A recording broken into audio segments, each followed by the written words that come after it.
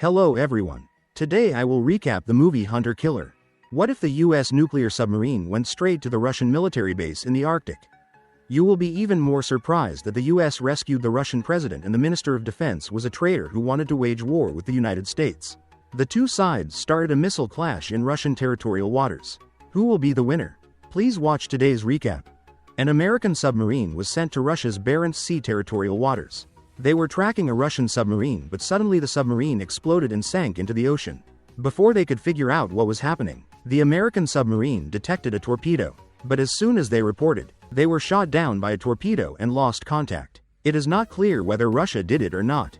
At the Pentagon, high-ranking generals in the US military were extremely upset. So they sent another submarine there to investigate the situation. Captain Glass, who has spent 50 years of his life at the bottom of the sea, was assigned to this adventure. He was currently hunting in Scotland when he received an urgent summons to return. At the naval base, the submarine USS Arkansas was anchored there. The sailors loaded dozens of torpedoes onto the ship.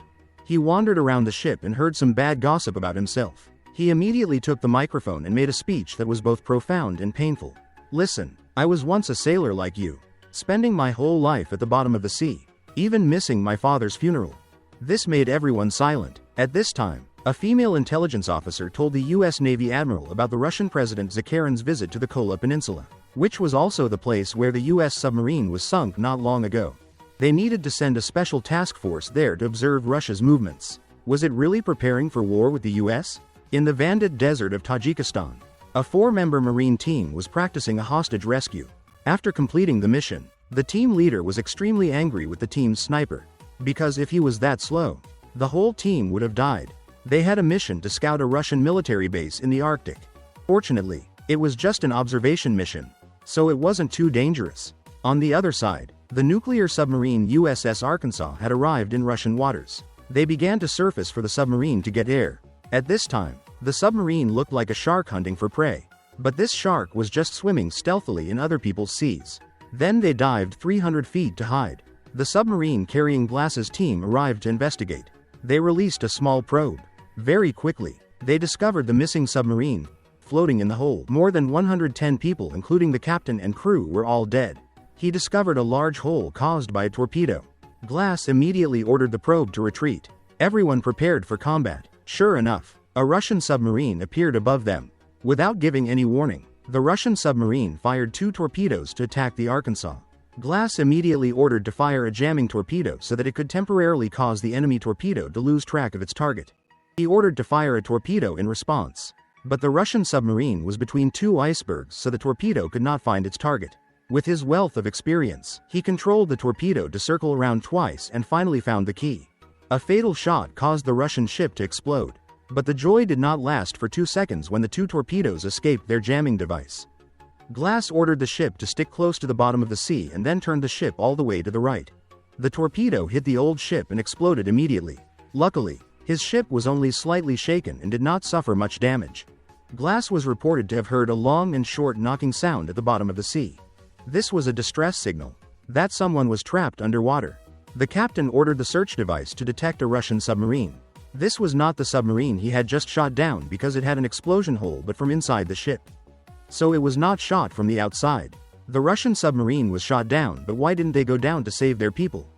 10,000 questions of why were in his head, but the captain still decided to go save them because only the people inside the ship could explain all the questions. With a depth of more than 700 feet that could crush their small ship at any time, coupled with the strong currents, the rescue was extremely difficult. After landing on the wreckage, 3 people were rescued. 1 was the captain. The other 2 were members of the ship.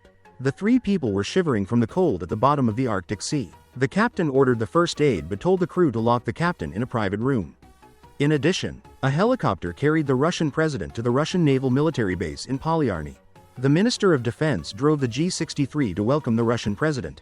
At this time, the Russian president also heard that another submarine had been shot down. General Dmitry urged the president to fight the American submarine. But the president was not stupid enough to be led by the nose. He wanted to call the American president to ask what was going on. The 4-man Special Forces team had successfully parachuted to Russian soil. Their mission was to sneak into the Russian naval base on land to spy and then transmit images to the American base. The US did not know what Russia was plotting but was afraid that war would break out. Russia was gathering all the heavy weapons and equipment. The Russian president was also present. Russia was making a big move. But the US never expected to witness an even more horrifying scene. The Russian president realized something was wrong when all communications with the outside world were cut off. General Dmitri's men directly shot the president's bodyguard. Now he will take full control of the Russian military through the remote-controlled CCTV to access this military base. The top leaders in the Pentagon can clearly hear and witness everything happening here with dozens of heavy weapons. There are even intercontinental cruise missiles. So it is clear that this is not a normal exercise. It is very likely that Russia will attack the United States in the near future. General Dmitri took the Russian president to the beach and killed all his bodyguards. There is no doubt that this general is carrying out his treasonous plot. It turns out that he has long been disgusted with the arrogance of the United States, and the Russian president is a weak and conservative person. So he blew up his own submarine and blamed the United States for it. In addition, he attacked 2 American submarines to provoke war between the two countries. Now the Russian president is in Dmitri's hands. The US witnessed the Russian president being captured and decided to rescue him to prevent the war. The 4 young men sent to investigate turned out to be rescuing the Russian president. Before the mission could even begin, the 4 young men were exposed. A Russian search party was tracking them. On the other side, Captain Glass was ordered to head to Russia's Murmansk fjord to rescue the Russian president. Because the area approaching the Russian coast had many underground bomb sites and sonar sensors. To get through there, we needed a local navigator. Glass came up with the idea of going to find the Russian captain. He showed him a photo of the hole in the submarine he was in. This was made by Dmitri's men. He was holding the Russian president. Think about it properly. At first, the Russian submarine captain didn't believe it much. But the evidence was so clear. Above, the 4-man American Special Forces team was hiding high up when a Russian raised his gun to check. Unfortunately, one member was shot in the leg. They left without finding anything, and the guy who was shot will be assigned to another mission. On the other side, the American submarine had reached Russian waters. Captain Glass went into the cockpit and told the members to slowly bring the ship in as quietly as possible. After a moment of thinking, the Russian captain was afraid that the ship would crash into a bomb and kill everyone. So he decided to come forward to point out so that they could overcome the danger together. Despite the objections of the members on the ship, Captain Glass still firmly believed in him. The submarine was guided through the dangerous areas smoothly. At the bottom of the bay was a dense torpedo field. If it weren't for the Russian submarine captain's guidance, even if they were gods, they probably wouldn't have survived this ordeal. None of the sailors dared to breathe heavily. If they were even a little careless, they would all die. A crew member who was holding a wrench slipped and fell down. Fortunately, another person reached out to catch the wrench before it fell to the ground. Otherwise, they would all die. The Russian captain led the ship to a shortcut. Much to everyone's suspicion, the crew thought that there was no such path there. The Russian captain Andropov said that the chart was wrong. For an experienced person like Glass, his life principle was to use people without doubt. At first, the submarine entered a narrow passage. The group began to doubt whether the Russian captain was planning to die with them. In the end, they realized that he had done a good thing. After an hour of drifting with the current, the submarine was safe and could see the open sea. On this side, the 3 members of the Special Forces put on their suits and dived into the Russian naval base.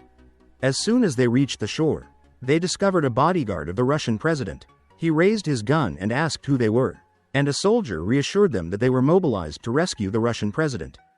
When they climbed to the top floor, the soldiers cleared out all the guards and placed a bomb at the door of the room where the Russian president was being held, setting up a line of defense ready to defend. When the bomb exploded, Russian General Dmitri discovered the intrusion. Bullets immediately flew wildly. One member of the team was wounded by a bullet. The bodyguard risked his life to fight back, and the other 2 led the Russian president down the rope and escaped.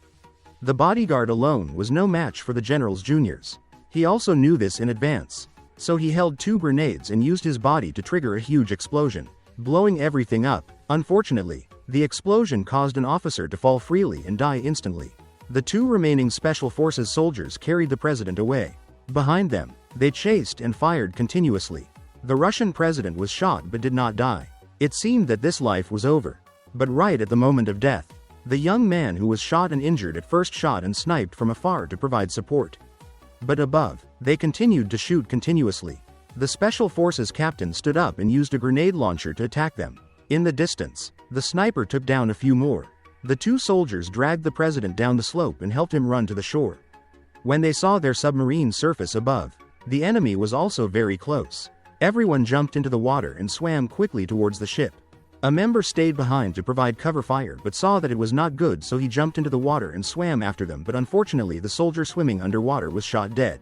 When the Russian president boarded the ship, the Special Forces captain decided to go back to save the sniper. In the forest, General Dmitry learned that the Russian president had boarded the American submarine.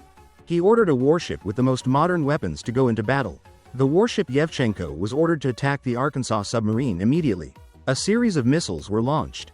On this side, Captain Glass, after picking up the Russian president, threw the small ship out as bait for the enemy's missiles.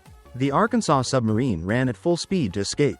A series of missiles rushed into the water and exploded right next to the submarine. Its aftershocks had a significant impact.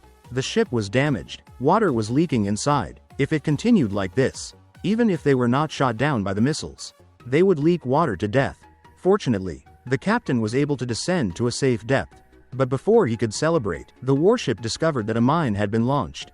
A mine-disrupting device was activated, but another one was approaching the ship. Glass initially planned to launch a torpedo to destroy the enemy warship Yevchenko. But remembering that they were all students of the Russian captain, he temporarily gave up the idea of making enemies. He asked the Russian captain what was at the bottom of the sea. He said it was all mud. Glass immediately ordered the submarine to dive deep into the sea. Just as the Russian captain said, the bottom of the sea was all mud. The explosion did not affect the ship. The American base was in chaos. The Chief of Staff of the U.S. Army prepared for the North Atlantic Fleet to attack the Russian territory. The Russian general also ordered the Northern Fleet to fight. Old Dmitry was extremely excited when everything gradually went according to his plan. The young sniper in the forest was constantly chased by Russian soldiers. On top of that, his leg was injured. After running for a while, he reached the end of the road. He threw down his gun and surrendered. But the captain came to his rescue in time. The two supported each other to try to escape from this place. The Arkansas submarine was dealing with the leaking water. Some compartments were even burning and exploding miserably. Everyone was panicking and losing their composure. Glass calmed everyone down. The captain went to talk to the Russian president. He wanted to talk to his troops. But if he came to the surface now, he would surely die. The ship was heavily damaged. The torpedo tubes were no longer usable. A torpedo fell and crushed the sailor. His teammates shouted and pulled the torpedo up. It was this sound that made Russia discover that the submarine had not been sunk. So they turned back and prepared to attack the submarine and the Russian president. Like fish on a chopping board. The Russian captain said that all the sailors on the Yevchenko warship were soldiers trained by him. Glass would put his trust in whether they would listen to the Russian captain Andropov or not. When they heard the voice of the Russian submarine captain, the Russian Navy soldiers were extremely confused. On one side was the general and the minister of defense. On the other side was the Russian president. They did not know what to do. The Arkansas submarine surfaced. The Russian president spoke with supreme authority that they were not to fire at the American submarine. The people on the Russian ship called General Dmitry that they would not fire at the ship. Seeing that the soldiers did not listen to him, Dmitry ordered missiles to be fired directly at the Arkansas submarine. What he needed right now was to kill the president to silence him and then blame the Americans for the kidnapping and assassination of the president, escalating the war to its climax. At this time, Captain Glass was in a difficult situation even though he still had Tomahawk cruise missiles to intercept. But if he fired, the Russian ship would respond immediately. A series of heavy Russian missile launchers had been launched by the minister. If Dmitry could not remove this thorn in his eye today, sooner or later he would be the one to die without a whole body. The missiles on shore had flown close to their submarine. Captain Glass was still thinking silently. The crew members on the ship were panicking. The countdown had 5 seconds left, but Glass still did not let the sailors fire. With only 3 seconds left, the missiles were about to reach the ship when suddenly they were all shot down by the missile destroyer of the warship Yevchenko. The Russian warship intercepted all the missiles in time. Fortunately, they understood the situation well enough to protect the president. Then they fired 2 missiles towards the Russian naval base where General Dmitry was observing the battle. It seemed that the general was considered a traitor. The Russian base exploded in smoke and fire. The danger of war breaking out was resolved. The sailors on the ship finally accepted Glass. At the end of the film, Captain Glass escorted the Russian president back. Russian Captain Andropov also paid his respects. Then the 2 battered Marines climbed onto the submarine with the support of the warship and they both returned home safely. The film ended here. If you enjoyed the video and would love to see more from this channel, please give a like and a subscription. Thanks for watching.